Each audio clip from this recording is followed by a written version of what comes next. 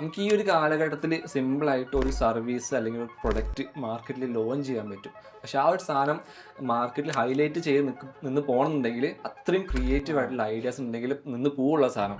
ഈ പറഞ്ഞപ്പോഴാണ് എനിക്കൊരു പോയിന്റ് ഓർമ്മ വന്നത്. അതായത് ഞാൻ ഈ അടുത്ത് ഇൻസ്റ്റാഗ്രാമിലൊരു പോസ്റ്റ് കണ്ടിരുന്നു. ഒരു 200 വാട്ട്സിൻ്റെ മൊബൈൽ ചാർജർ. ഒരാൾ മാർക്കറ്റ് ചെയ്യുക, എൻ്റെ കയ്യിൽ 200 വാട്ട്സിൻ്റെ മൊബൈൽ ചാർജർ ഉണ്ട് എന്ന് പറഞ്ഞിട്ട്. പക്ഷേ അപ്പുറത്ത് തന്നെ സെയിം പ്രൊഡക്റ്റ് ഒരാൾ മാർക്കറ്റ് ചെയ്യുന്നത് 10 മിനിറ്റ് കൊണ്ട് നിങ്ങൾ ഫോൺ ഫുൾ ചാർജ് ആക്കാമെന്ന് പറഞ്ഞിട്ടാണ്. നമ്മൾ ചിന്തിച്ച് നോക്കിയാൽ രണ്ടും സെയിം പ്രൊഡക്റ്റാണ്. പക്ഷേ ആളുകൾ കൂടുതൽ പ്രിഫർ ചെയ്യുക ആ 10 മിനിറ്റ് കൊണ്ട് ഫുൾ ചാർജ് ആകാനുള്ള പ്രൊഡക്റ്റ് ആയിരിക്കും. കാരണം ആളുകൾക്ക് റിയൽ ലൈഫിൽ അത് റിലേറ്റബിൾ ആക്കാൻ പറ്റും അങ്ങനത്തെ ഒരു സംഭവം.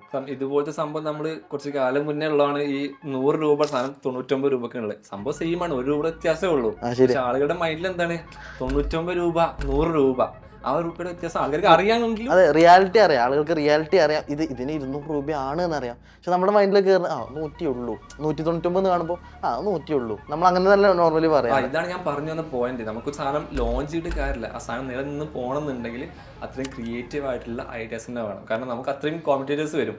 അപ്പോൾ അവരിൽ നിന്ന് വ്യത്യാസമായി നിൽക്കുന്നുണ്ടെങ്കിൽ നമുക്ക് അത്രയും വെറൈറ്റി ആയിട്ടുള്ള ഐഡിയാസ് വേണം.